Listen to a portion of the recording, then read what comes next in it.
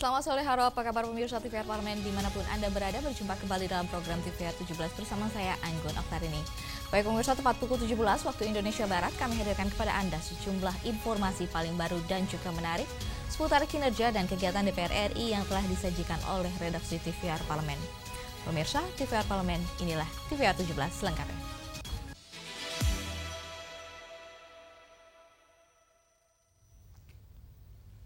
Terkait biaya haji 2026 sebesar 87,4 juta rupiah per jamaah dengan pembayaran langsung 54,1 juta rupiah, Ketua Komisi 8 Marwan Dasopang menegaskan penurunan biaya tidak mengurangi kualitas pelayanan jamaah. Komisi 8 DPR RI bersama pemerintah resmi menetapkan biaya penyelenggaraan ibadah haji atau BIPIH tahun 2026 sebesar 87.409.365 per jamaah. Porsi yang dibayarkan langsung oleh jamaah sebesar Rp50.193.806. Ketua Komisi 8 DPR RI Marwan Dasopang menyampaikan meski terjadi penurunan biaya sekitar 2 juta rupiah dibandingkan tahun 2025, kualitas pelayanan bagi jemaah tetap menjadi prioritas utama. DPR dan pemerintah menyepakati seluruh aspek layanan diberikan dengan kualitas terbaik. BPIH sebesar Rp87.409.365. Sementara BIPIH itu dibayarkan jamaah sebesar Rp54.193.806. Bila dibanding dengan tahun lalu ada beberapa penurunan sekitar sebesar 2.800.000 sekian. Bila dibanding tahun lalu ada penurunan sekitar 2 juta rupiah. Kami bersepakat dan berkomitmen dengan pemerintah bahwa kita telah mengunci di awal pelayanan tetap terbaik bagi jamaah. DPR berkomitmen akan mengawal penyempurnaan skema pembiayaan agar semakin efisien, terjangkau, dan transparan tanpa mengurangi kualitas layanan. Fajar Ilhami dan Gunarso, TVR Parlemen melaporkan. Pemirsa, Badan Legislasi DPR RI menyerap aspirasi masyarakat dan tokoh daerah di Papua Barat Daya terkait dengan penyusunan rancangan undang-undang Badan Pembinaan Ideologi Pancasila agar pembinaan ideologi Pancasila memiliki dasar hukum yang kuat. Badan Legislasi DPR RI menyerap berbagai aspirasi dari masyarakat, tokoh agama, akademisi, dan pemerintah daerah di Papua Barat Daya terkait penyusunan rancangan undang-undang tentang Badan Pembinaan Ideologi Pancasila dalam rapat dengan pendapat yang berlangsung di Kota Sorong, Papua Barat Daya. Ketua Balek DPR RI Bob Hasan menjelaskan, penguatan BPIP melalui undang-undang sangat penting agar pembinaan ideologi Pancasila memiliki dasar hukum yang kuat dan tidak mudah diubah. Ia menyebut, rancangan undang-undang BPIP telah masuk dalam program legislasi nasional prioritas tahun 2025. Pandangan dari Papua ya, jadi dari penduduk Papua asli ya, dari orang Papua asli, kita melihat sangat positif sekali ya. Jadi justru mereka mempertanyakan bahwa kemurnian Pancasila itu menjadi satu hal yang penting dan menjadi tanda tanya. Justru mereka menyatakan bahwa mereka jauh lebih maju ke depan terkait dengan penanaman ideologi Pancasila ini karena telah terbukti dengan toleransi dan harmoninya. Dan kemudian demokratisasinya pun juga demikian. Justru ada pandangan bahwa Pulau Jawa maupun Jakarta yang membuat hal ini menjadi blur atau obskur, dan pandangan-pandangan tersebut sangat beralasan sekali, dan hal ini menjadi bagian penting dalam konteks kita meletakkan dalam materi muatan di RUU Pembinaan Ideologi Pancasila. Balek DPR RI berharap pembahasan RUU BPIP dapat segera rampung dan disahkan tahun ini setelah memenuhi partisipasi publik yang bermakna. Dari Sorong, Papua Barat Daya, Julian, TVR Parlemen melaporkan. Terkait dengan dugaan pelanggaran impor limbah elektronik ke Batam, Wakil Ketua Komisi 12 Doni Mariade di sini mendorong penegakan hukum jika terbukti adanya pelanggaran. Dugaan pelanggaran dalam aktivitas impor limbah elektronik kembali mencuat setelah terungkap adanya ribuan kontainer limbah yang masuk ke kawasan perdagangan bebas Batam tanpa izin tetap dari Kementerian Lingkungan Hidup. Wakil Ketua Komisi 12 DPR RI, Doni Mariadi Ukon, menegaskan Komisi 12 akan membawa persoalan ini ke rapat panitia kerja lingkungan hidup untuk dibahas lebih mendalam dan memastikan adanya langkah hukum jika ditemukan pelanggaran dalam kegiatan impor limbah yang dilakukan oleh PT Esun Internasional Utama Indonesia. Kita butuh dasar hukum yang kuat. Makanya kita minta ini harus diangkat, dibawa ke panja lingkungan hidup mengenai kegiatan usaha yang berlangsung di Pulau Batam ini.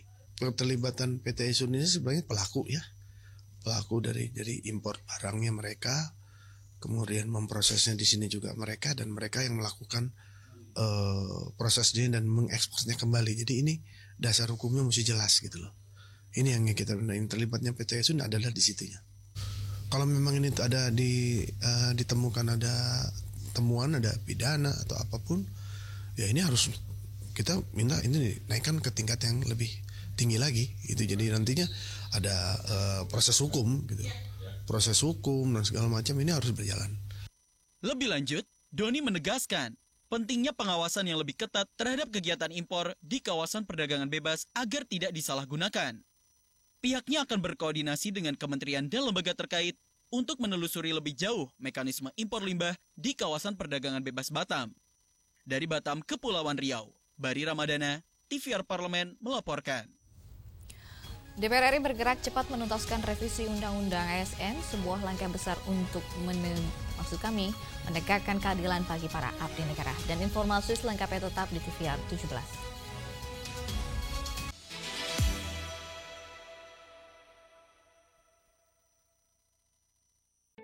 Selamat datang di Biro Pemberitaan Parlemen. Anda memasuki kawasan zona integritas menuju wilayah bebas dari korupsi atau WBK dan wilayah birokrasi bersih dan melayani atau WBBM. Biro Pemberitaan Parlemen berkomitmen penuh untuk mewujudkan wilayah bebas korupsi dan wilayah birokrasi bersih dan melayani.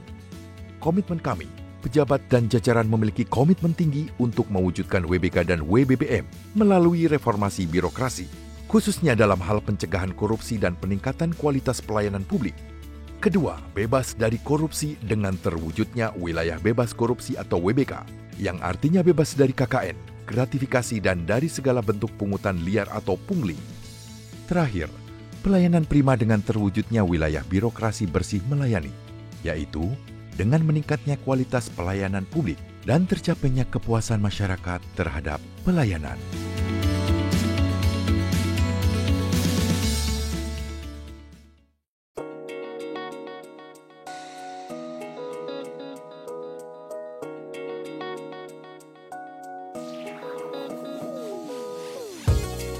Kehadiran mereka tidak hanya mewakili suara perempuan, tetapi juga membawa perspektif yang beragam serta pengalaman hidup yang unik ke dalam proses pembuatan kebijakan.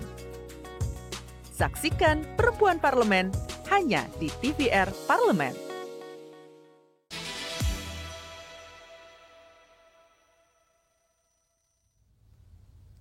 Kembali bersama kami di TVR 17, status P3K yang lama menjadi tanda tanya kini mulai dipertimbangkan dengan serius. Inilah bukti nyata bahwa DPR RI hadir mendengarkan suara pengabdi, di mana memastikan setiap aparatur memperoleh kepastian penghargaan dan juga masa depan yang layak. Dan pemirsa, simak liputan mendalam yang telah dikemas oleh tim redaksi TVR Parlemen dalam segmen Lensa Parlemen berikut ini.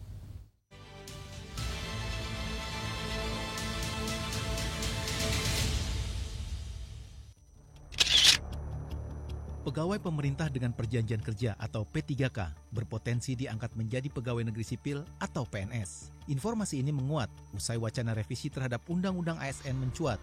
Kabar ini menjadi angin segar bagi P3K di tanah air. Pasalnya, selama ini hak P3K dan PNS dinilai masih mengalami ketimpangan. Undang-Undang ASN yang berlaku saat ini memuat sejumlah perbedaan antara P3K dan PNS, mulai dari status kepegawaian hingga hak atas jaminan sosial. P3K juga kerap cemas karena tak memiliki jaminan perlindungan dari pemutusan kontrak. DPR tak memungkiri potensi pengangkatan P3K menjadi PNS yang bersamaan dengan momentum perbaikan terhadap Undang-Undang Nomor 20 Tahun 2023 tentang ASN. RUU yang baru ditetapkan sebagai prolegnas prioritas tahun 2025 ini memang disusun untuk meningkatkan kesejahteraan ASN. menutup jurang ketimpangan antara P3K dan PNS, serta memberi kepastian hukum bagi ASN. Apapun statusnya, yang jelas kesejahteraan ASN mutlak dan tak boleh ditawar. Karena ASN, terutama guru dan tenaga kesehatan, merupakan garda terdepan yang memotori layanan publik di tanah air. Karenanya, P3K tak perlu khawatir. ASN justru perlu terus waspada dan menangkal keresahan yang timbul karena misinformasi. Ya kita mendengar bagaimana perbedaan antara posisi P3K guru dan PNS. Bahkan kami ingin nanti tolong di-exercise pemerintah lah. Bagaimana konklusinya kalau P3K guru dan P3K tenaga kesehatan itu menjadi PNS. Potensi peralihan P3K menjadi PNS perlu dikaji serius. Seluruh aspek harus ditimbang, mulai dari aspek hukum, sosial, hingga kesanggupan keuangan negara. Meski penyusunan RU ini masih di tahap awal, DPR menjamin proses penyusunan kebijakan ini akan dilakukan secara terbuka dan transparan. Setiap aspirasi publik akan didengar dan dicatat, terutama masukan dari aparatur sipil negara untuk memastikan RU ini mampu menjawab kebutuhan pegawai pemerintah, baik P3K maupun PNS. Berbagai pertimbangan nanti tentu kita akan mendengar dari para akademisi, para pendidik juga, para P3K juga, semua stakeholder yang terkait agar kemudian memberikan saran masukan kepada Badan Legislasi dan juga silakan memberikan saran masukan kepada Komisi 2 yang nantinya akan membahas apakah memang P3K sudah semestinya menjadi PNS. Saya tentu akan memberikan dorongan yang terbaik. Kalau memang negara pemerintah mampu, maka bukan tidak mungkin ya P3K secara bertahap nanti bisa diangkat menjadi PNS.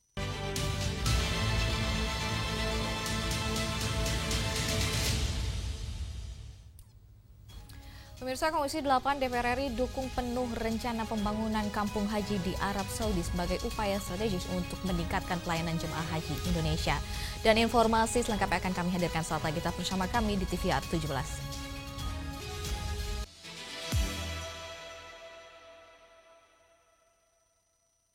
Dari Menteri ESDM udah menyampaikan bisa kok ngambil dari Pertamina, tapi banyak penolakan. Ada apa? Apakah karena ada terjadi pergeseran kekurangan stok mereka karena masyarakat banyak yang beralih ke SPBU swasta. Ditambah 10%, ternyata masih kurang 10% itu. Nah, ketika minta ditambah lagi, pemerintah memutuskan, dalam hal ini Kementerian SDM memutuskan beli aja dari Pertamina.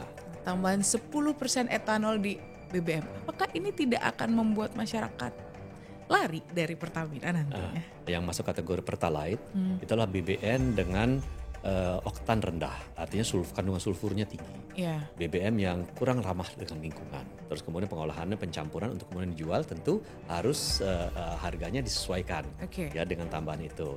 Berapa harganya kita belum tahu. Bagaimana sih efek dari etanol ini di kendaraan-kendaraan masyarakat? Karena kalau yang di luar negeri ada yang 20%, ada yang tadi Bapak sampaikan 30%, aman aja. Berdampak terhadap performa mesin, yang paling penting adalah harga. Ya, pada itu saya kira karena sensitifnya itu untuk masyarakat. Berapa sih harga jualnya nanti? Apalagi kalau itu sudah menjadi mandatori. Ini adalah bagian dari program Presiden Prabowo untuk kita mandiri secara energi. Dan itu juga bagian dari program Presiden Prabowo untuk meningkatkan kualitas daripada BBM kita yang hijau.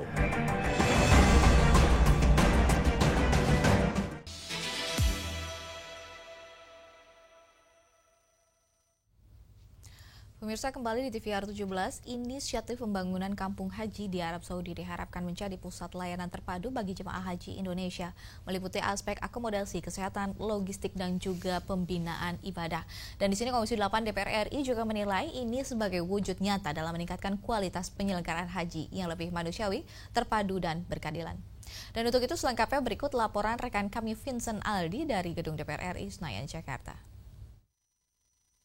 Baik pemirsa TVR Parlemen dimanapun Anda berada, saat ini saya sedang berada di depan ruang rapat Komisi 8 DPR RI. Dan seperti yang kita ketahui bahwa pemerintah telah menginisiasi adanya pendirian kampung haji di Arab Saudi. Langkah ini dianggap strategis juga untuk memperkuat pembinaan dan tentunya juga pelayanan bagi calon jemaah haji. Dan program ini juga diharapkan menjadi pusat buat pelatihan dan juga simulasi haji nasional. Dan tentunya diharapkan untuk memberikan kenyamanan bagi para jemaah haji. Lantas seperti apa dukungan dari Komisi 8 terkait dengan hal ini, dan telah bergabung bersama saya salah satu anggota Komisi 8 yaitu Bapak Muhammad Husni dari fraksi Gerindra. Pak, bagaimana dukungan Komisi 8 terkait dengan usulan atau inisiasi pemerintah terhadap adanya pendirian kampung haji di Arab Saudi ini, Pak? Ya, ini sangat luar biasa sekali ya. Ini Pak Presiden waktu masih di tahun pertama menjabat, beliau telah mencanangkan kampung haji dan sudah mendapatkan tempatnya diberikan oleh Kerajaan Arab Saudi. Seperti kita ketahui bersama ya, lahan di Arab Saudi itu tidak boleh diberikan kepada negara lain. Tapi alhamdulillah ya, berkat lobby dari Pak Presiden Prabowo, kita mendapat lahan dan kita siap untuk membangun kampung haji yang jaraknya tidak lebih dari 1 kilometer dari Masjidil Haram. Sangat dekat sekali ya Pak ya. Lantas bagaimana dari dukungan anggaran sendiri Pak terhadap adanya inisiasi ini Pak? Ya, pertama kami kan Komisi 8 ini kan mendukung ya. Ini suatu terobosan sangat luar biasa, itu yang pertama. Yang kedua, kan juga kita ketahui bahwa Danantara dalam menginvestasikan dananya itu boleh ya 20% ya kalau saya nggak salah untuk diinvestasikan ke luar negeri. Jadi tentunya kalau kita lihat dan kita hitung-hitung insya Allah cukup lah itu. Sebagai fungsi pengawasan dari DPR RI, bagaimana DPR RI nantinya akan mengawal dan mengawasi dan memastikan pembangunan dari kampung haji ini tentunya transparan dan juga efisien, Pak? Ya, tentunya kita berharap ya yang melakukan pembangunan kampung haji, karena kita untuk saat ini aja itu minimal harus menampung 221.000 jamaah. Nah, bisa saja nanti ke depan akan meningkat lagi. Dan kita ketahui perhajian tahun 2030 yang dicanangkan oleh Kerajaan Arab Saudi itu yang hari ini menampung kira-kira 2.300.000 akan sanggup menampung kira-kira 5 juta jemaah. Yang udah pasti daftar tunggu kita insya Allah akan terjadi perubahan-perubahan ya. Kalau yang kemarin daftar ya, yang hari ini daftar tunggu kita 26 tahun merata, insya Allah ke depan mungkin cuma sekitar 15 tahun itu akan tercapai. Jadi tentunya kami Komisi 8 sangat amat mendukung tentang adanya kampung haji yang sekarang kita boleh katakan haji ini ya dari negara kita, dari Indonesia yang ada 3.000 yang reguler lebih kurang,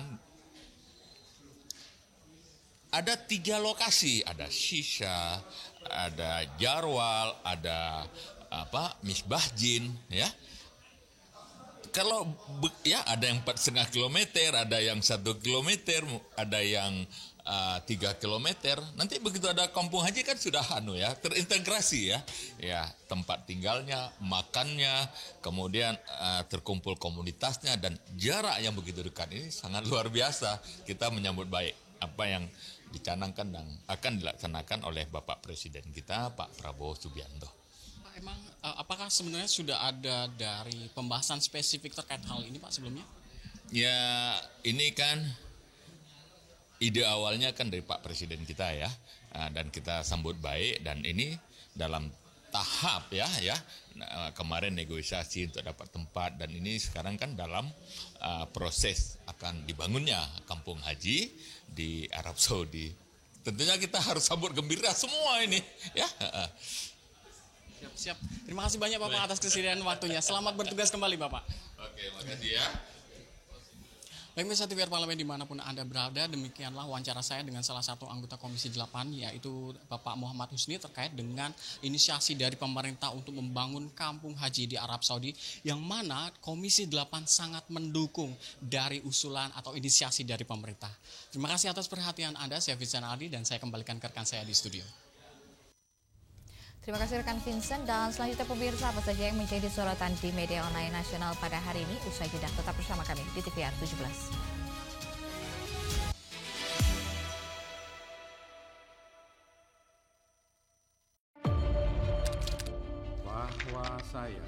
Bahwa saya demi Allah saya bersumpah dan seadil-adilnya periode keanggotaan DPR RI hingga saat ini, yaitu terdapat 126 undang-undang yang telah selesai dibahas DPR RI.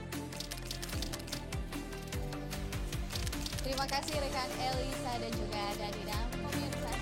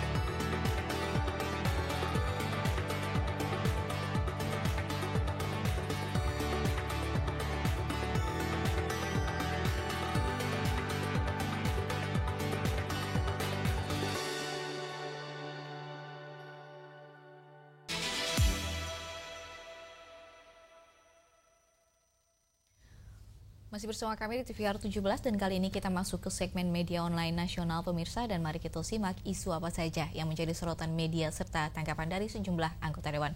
Bersama rekan kami Elisa Purba.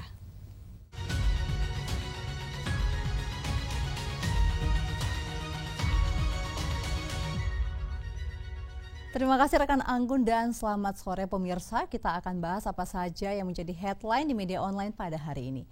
Berita pertama yang menjadi headline di media online yaitu umroh mandiri wajib disertai mekanisme pengawasan negara. Mari kita saksikan bersama di layar kaca Anda. Di sini disebutkan bahwa DPR RI menegaskan kebijakan pelaksanaan umroh mandiri harus disertai dengan mekanisme pengawasan negara yang ketat guna melindungi jemaah dari potensi penipuan, pungutan liar maupun ketidaklayakan layanan.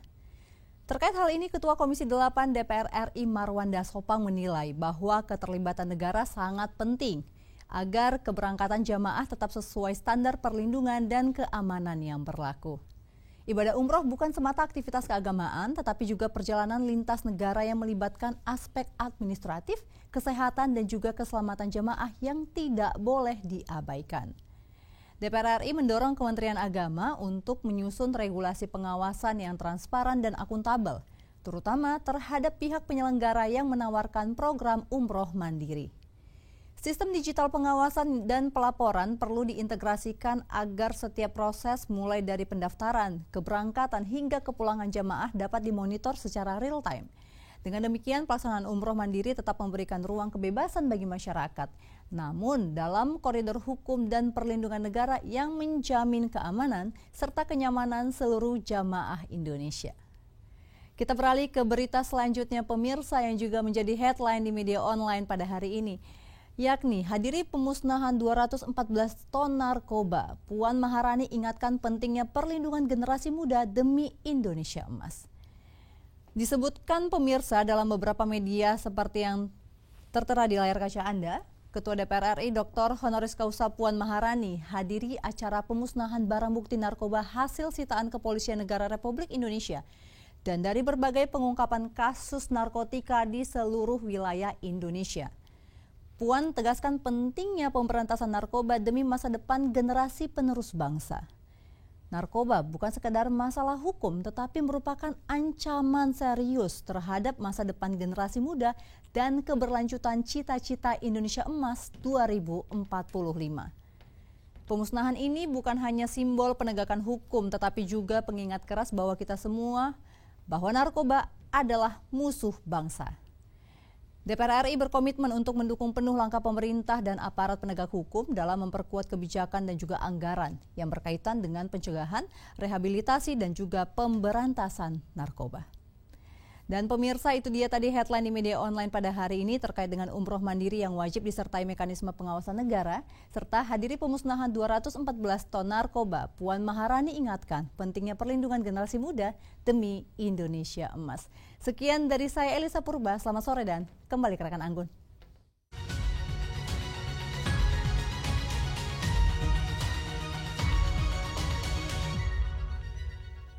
Terima kasih rekan Elisa yang telah menyampaikan sejumlah update sorotan dari media online nasional pada hari ini. Pemirsa, segmen media online tadi sekaligus menutup program TVR 17 edisi sore hari ini. Dan saya Anggun Oktarini beserta seluruh kru TVR Parlemen yang bertugas mengucapkan terima kasih dan pamit undur diri dari hadapan Anda. TVR Parlemen, referensi Indonesia.